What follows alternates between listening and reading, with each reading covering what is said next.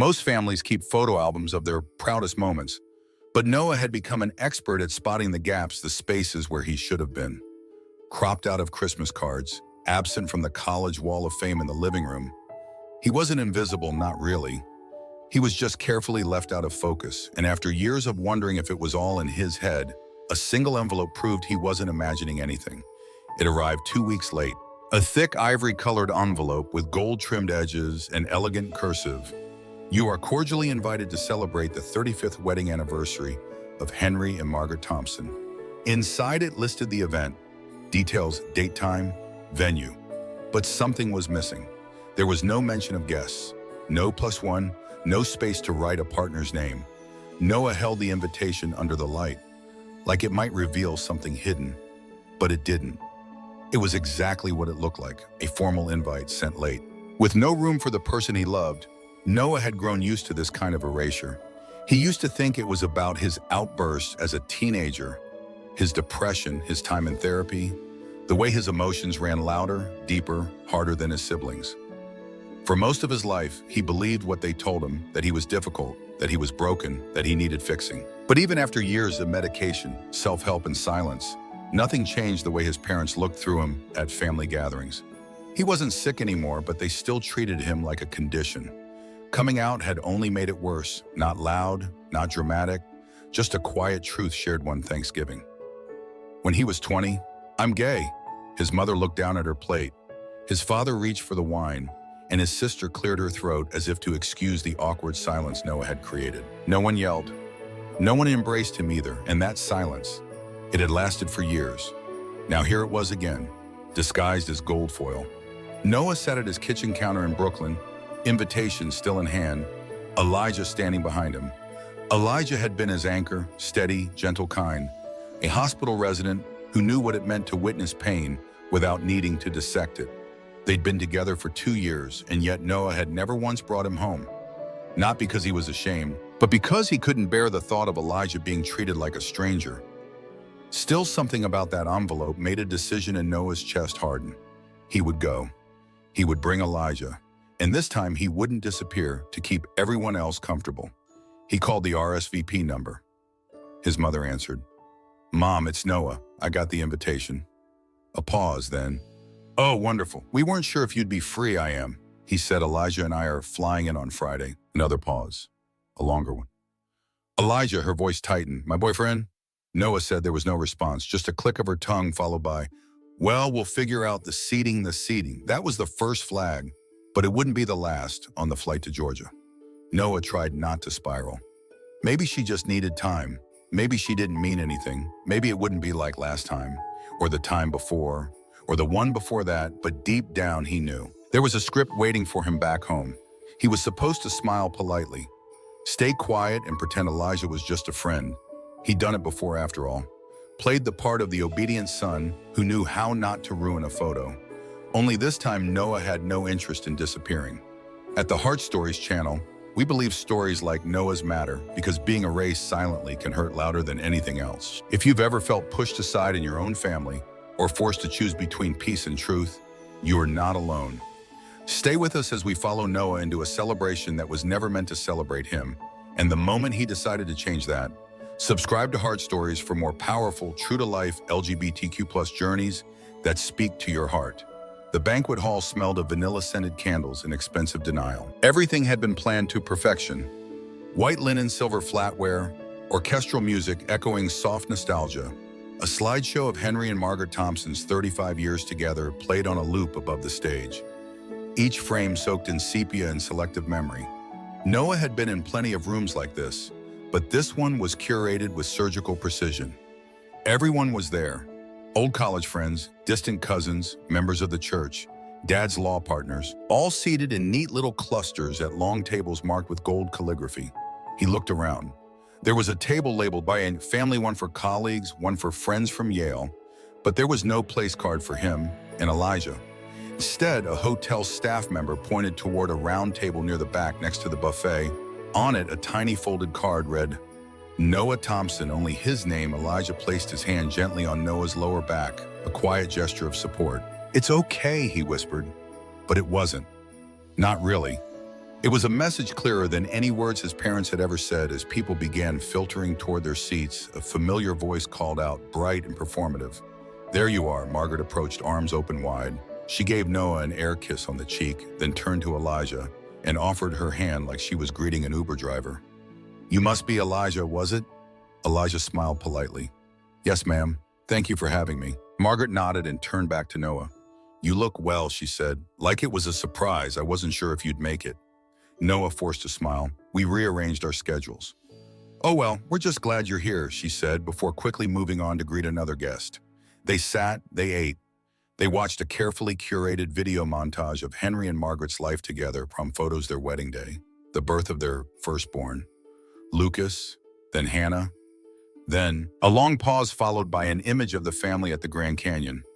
Noah was in that picture, but the camera had been zoomed in on his siblings. During speeches, Hannah spoke of her parents' strength, Lucas, of their values. The room laughed, clapped, wiped tears.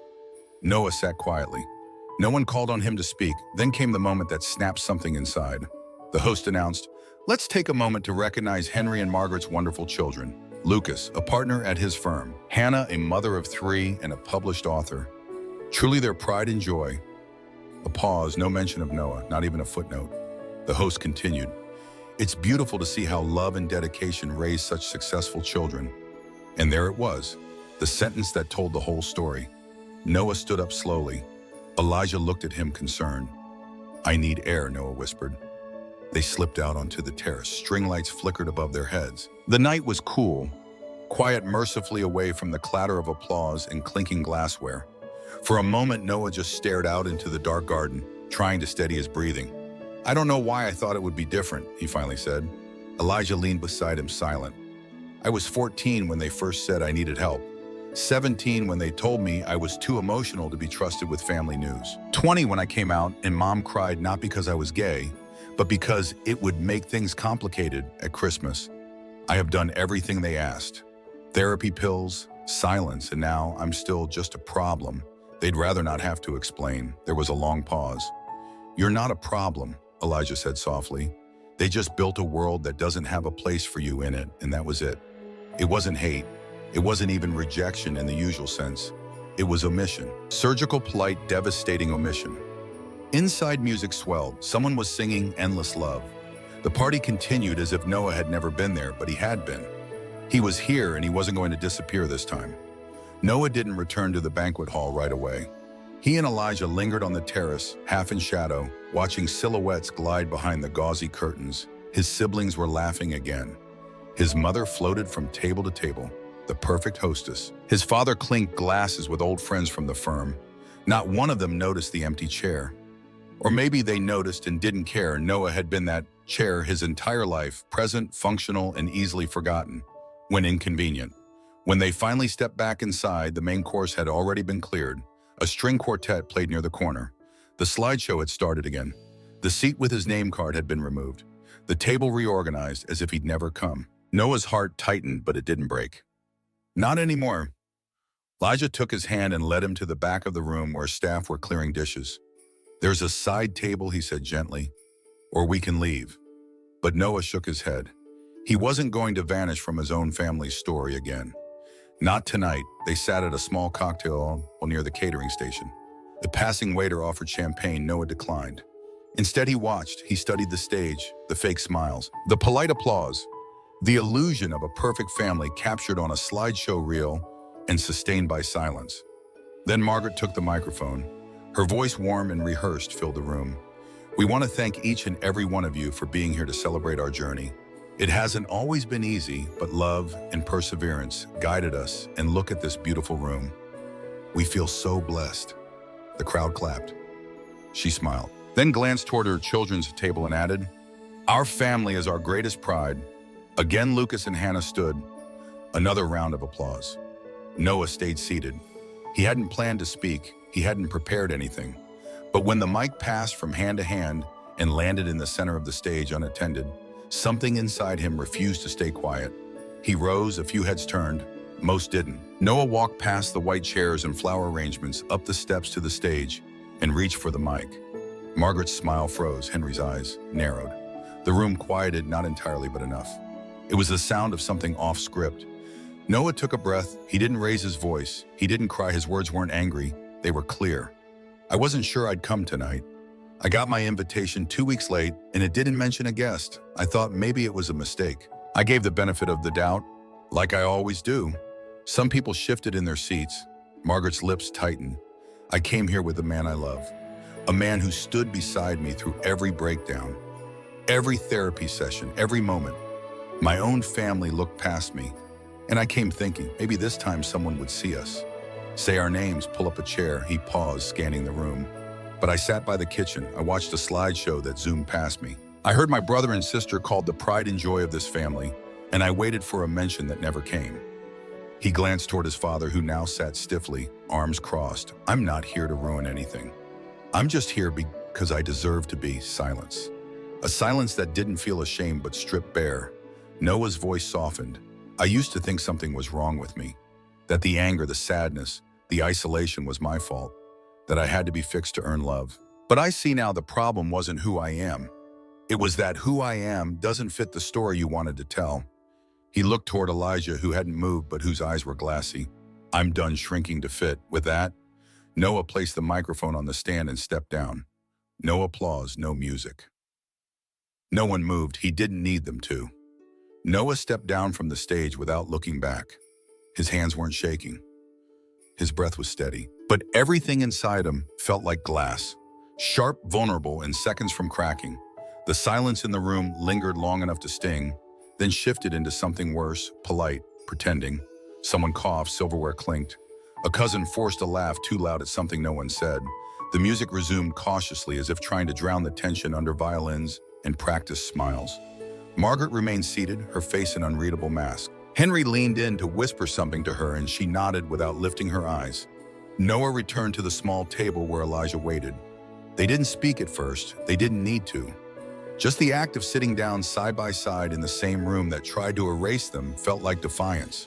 But the real sting came minutes later. A new server approached with a folded note. For you, she said quietly, handing it to Noah. He unfolded it. Just one line written in Margaret's familiar cursive. This wasn't the place. No apology, no acknowledgement, just a reprimand. Noah didn't show the note to Elijah. He folded it twice and placed it under his glass. The champagne flute left a ring of moisture over the ink. He thought of leaving, walking out with his dignity intact, hand in hand with the man he loved, but something kept him rooted. Maybe it was rage, maybe it was grief, or maybe it was that quiet, aching hope that anyone might say something real. He didn't expect it to come from his grandmother. She had been sitting near the front all night, small and still, mostly ignored like family. Elders often are at parties designed to impress. But as dessert was served and conversation tried to resume, she stood slowly, carefully. Her back was curved, her legs wobbled, but when she called Noah's name, the room fell silent again. She didn't take the microphone. She didn't need to. I've lived a long time, she said. Her voice wasn't loud, but it carried sharp and clear. And I've seen a lot of masks. Noah turned. The guest did too. She looked directly at Margaret and Henry. I've seen parents shape a story about their children that only fits on Christmas cards. And I've watched the child who doesn't fit that story become the family's ghost. Margaret's face paled. Tonight I watched my grandson speak his truth, the grandmother continued, and I watched you pretend he wasn't even here. That's not love, that's fear, and fear has no place in a home. She looked at Noah, her eyes were wet. You were never invisible to me. Something in Noah broke then, but not in the way it used to, not into despair, but into warmth, into something he hadn't felt in years. Safety, the guest murmured. No one moved. Henry's jaw clenched. Margaret's hands were stiff in her lap. The grandmother turned again. I may not be here much longer, she said, but I want it known before I go that Noah is my grandson, and I am proud of him. Not despite who he is, but because of it. Then she sat. The silence that followed wasn't cold anymore. It was stunned, heavy with truths that could no longer be ignored. Noah couldn't stop the tears. He didn't try. Elijah reached over and took his hand. Neither of them spoke. They didn't need to. That single voice, frail but fearless, had cracked something open in a room full of people who had long rehearsed silence. Margaret still hadn't looked at Noah, but for the first time she couldn't look away either. By the time the evening ended, the lights in the hall had dimmed to a soft gold, and the waitstaff began clearing away the evidence of the evening, crumpled napkins, half-empty glasses, pieces of celebration left behind. But one thing lingered unspoken, but heavy in the air. Something had cracked. Noah didn't speak to his parents again that night. Margaret avoided his gaze with the grace of a woman practiced in social misdirection, and Henry busied himself with firm handshakes and long goodbyes. There was no confrontation, no apology, no scene, just distance like always. But this time it wasn't Noah who was small in that space. It was them. As guests filed out, a few people approached Noah. An aunt he hadn't spoken to in years whispered, "I didn't know, but I'm proud of you." A teenage cousin slipped him a note. "Thank you for speaking up." I needed to hear that. A man from Henry's firm nodded silently, his eyes damp. The rupture had done something. Not everything, but something. Noah and Elijah stepped out into the cool night air, hand in hand. They walked in silence toward the parking lot, passing rows of carefully parked luxury cars and a flower arch that now looked somehow artificial in the moonlight. As they reached the edge of the lot, Noah stopped. Across the lawn, the photographer was packing up, the same one who had snapped dozens of portraits of Lucas and Hannah, with their families, their smiling spouses, their coordinated outfits. Noah had been nowhere near the camera all evening, but now he walked toward her. "Do you have one more shot in you?" he asked. The photographer blinked, then smiled. "Of course." Noah turned to Elijah. "Come here." They stood beneath the archway, arms around each other. No posing, no editing, no pretending. Just truth. The shutter clicked. Later, when the proofs were sent out, that photo stood alone. No names, no caption, just Noah and Elijah, eyes forward. It wasn't added to the family album. It wasn't shared in the group thread. But Noah had it framed and hung in their apartment in Brooklyn, right above the doorway. He called it the picture they couldn't crop. In the months that followed, silence returned between him and his parents. They never spoke of the speech, or the note, or the way his grandmother's voice had held more weight than anything they said that night. But the silence no longer swallowed him. Noah kept going. He built a life louder than the one he'd been given. One rooted in authenticity and community, in the kind of love that didn't flinch at the truth. He and Elijah moved into a new place, adopted a rescue dog, started a shared photography project capturing queer love stories that were too often erased. He didn't live for his parents' approval anymore. Still, every now and then he thought of that night, of the stage, the mic, the moment he chose not to vanish. It wasn't revenge. It wasn't rebellion. It was reclamation.